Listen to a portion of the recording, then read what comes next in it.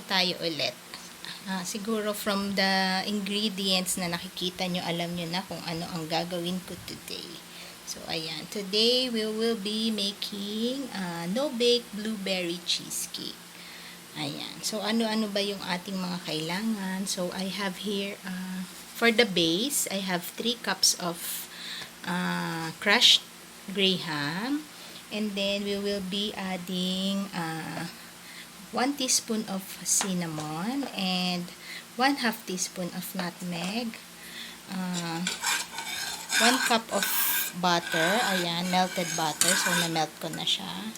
And we will be adding 2 tablespoons of sugar. So, that is for the base. And then, for the cheesecake, yung filling, we will be using, of course, ito, I will be using 2 bricks of cream cheese, 2 all-purpose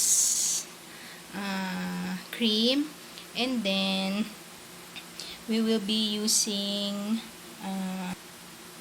1 cup of sugar, and 6 tablespoons of liquid milk. You can use fresh milk or evap.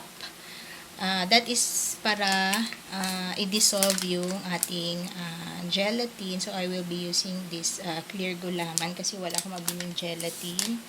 So, we will be using 2 tablespoons of gelatin, and we will dissolve in 6 tablespoons of milk. Ayan. And, ano pa bang nakalimutan ko? So, basically, yun lang. And for our topping, ayan. Ito yung canned na blueberry. So, pag kinulang, we'll see kung ano ating ilalagay. So, I will be making 2 recipes. So, tinines to ko lahat. So, ayan. Then, ituturo ko sa inyo kung paano natin gagawin ang no-bake blueberry cheesecake. Yum! So, guys, tuloy natin ang paggagawa ng ating no-bake blueberry cheesecake. So, ito yung base. So, 3 cups nga ito ng graham, crushed graham. Then, lalagyan natin siya ng ito, na-measure ko na 2 tablespoons of white sugar, 1 teaspoon of cinnamon, and 1/2 teaspoon of nutmeg. So, halo lang natin siya. And I will add ito. Na-melt ko na. I melted. So, yung isang buong butter, 1 cup lang. So, 1 cup of melted butter.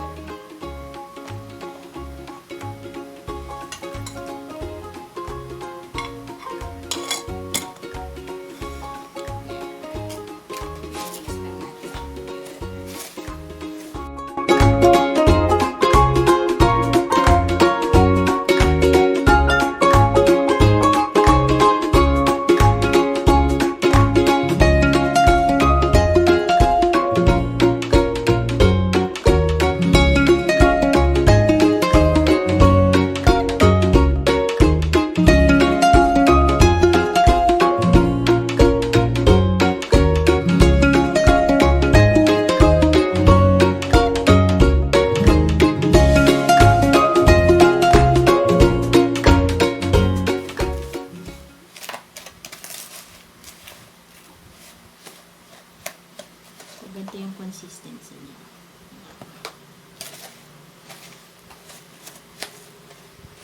And then, before kasi, pag gumagawa ko nito, nilalagay ko lang siya sa isang malaking Pyrex o pan. So, ngayon, uso yung mga sa tub-tub. Parang isang kain. So, itatry ko din siyang magbenta kung kakayanin ng costing. So, bumili ako nito. Ayan. So, ito ay yung 250 ml na tub na maliit. So, itatry ko siyang gawin dito. And I also have yung rectangle na 500 ml. So, tingnan natin kung ilan ang magagawa. Ayan. So, yung ating ginawang graham, ayan, tinry ko na siya dito. Huwag masyadong makapal kasi hindi masarap pag masyadong makapal yung base. So, paano ba to? Mga 1/4 inch. So, hinati-hati ko na siya. So,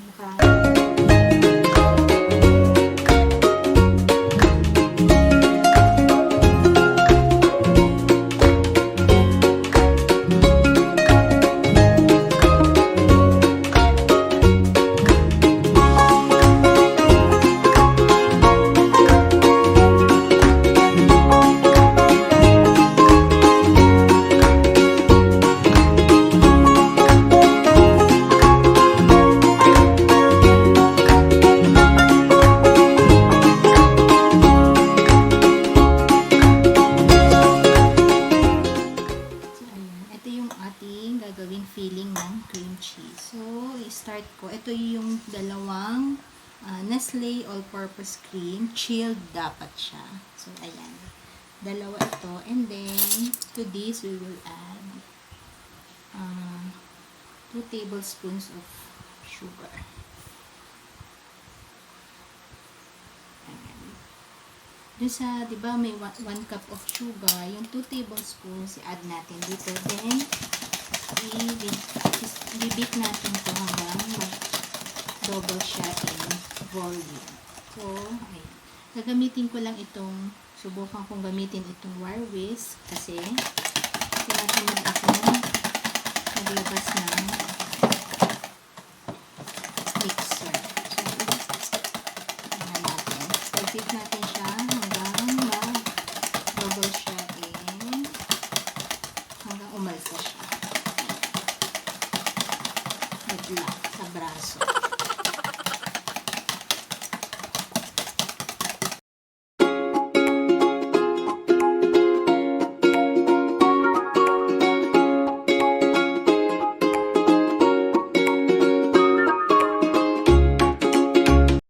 So guys, aside muna natin yung ating cream and ito naman yung aking cream cheese. So dalawa ito na cream cheese. Ang ginamit ko is yung Magnolia.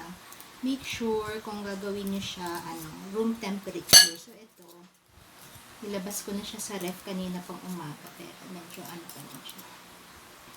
So, medyo mahirap siyang i-blend. Since hindi nga tayo gagamit ng blender. And then, dito sa dalawang cream cheese, we're gonna add yung natira dun sa 1 cup ng sugar. Diba yung 2 tablespoons nilagay na natin dito. So, yung natitira, halo natin dito sa ating cream cheese. And then,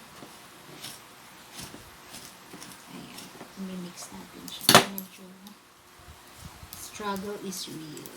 And ito na yung ating cream cheese with sugar na mimix natin. Ayan, creamy na siya. So, aking i-heat na yung gelatin para i-add ko siya dito. Ayan. Ito na yung ating hinit na gelatin. Halo na natin siya dito habang mainit.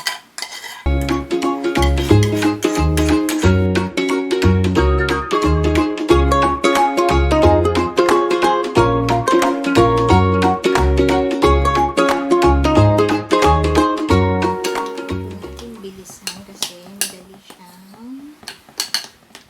mabuo. And then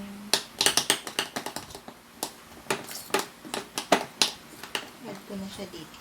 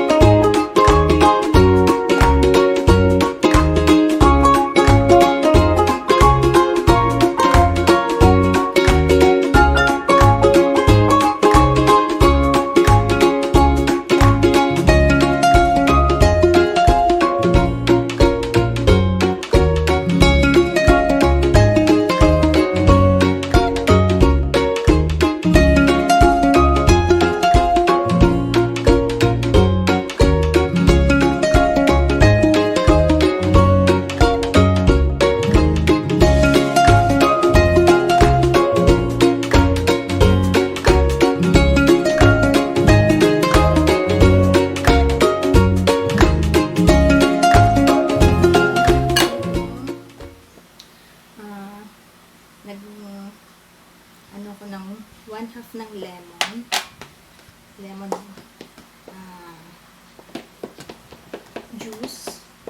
Ginus ko yung 1/2 ng lemon and in-add ko siya dito for a little bit more zest. First time ko ito, so maraming first time dito sa batch na. So ito na guys, ipo-pour lang natin siya dito sa ating mga graham na base.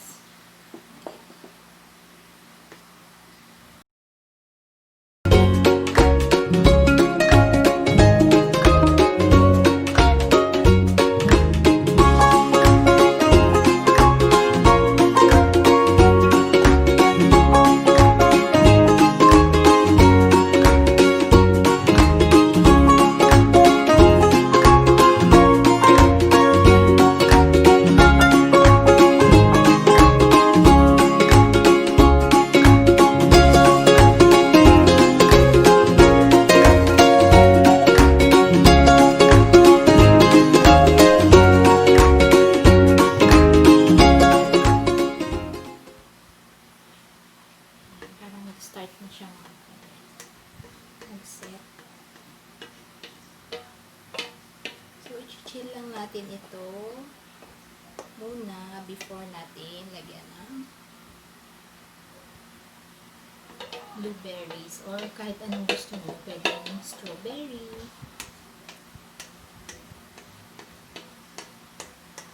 Pwede mango. Kung anong flavor yung gusto nyo.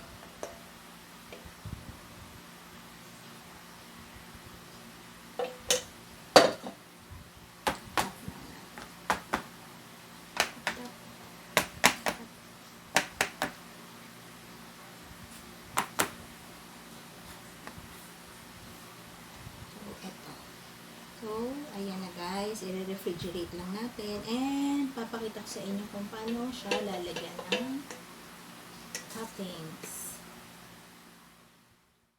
Ayan. So, ito yung ating nagawang no-bake cream cheese. So, 7.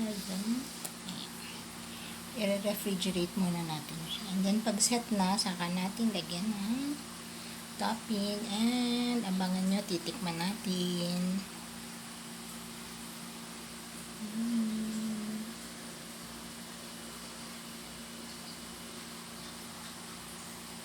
Ayan guys, nagset na yung ating cheesecake. Nagset na siya. So pwede na natin lagyan ng topping at saka nangungulit yung isang bata dito.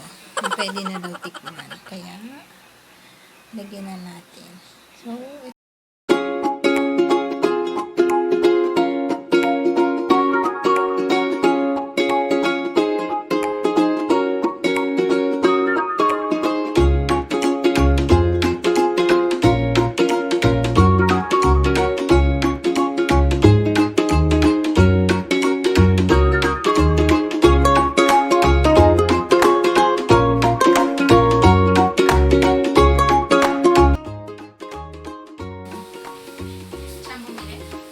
our finished blueberry cheesecake. Sino may gusto? Kami chadaling.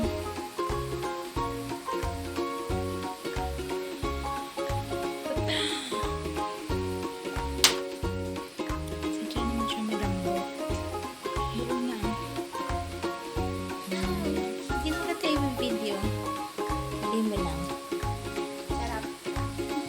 Sarap. Yan. Bye.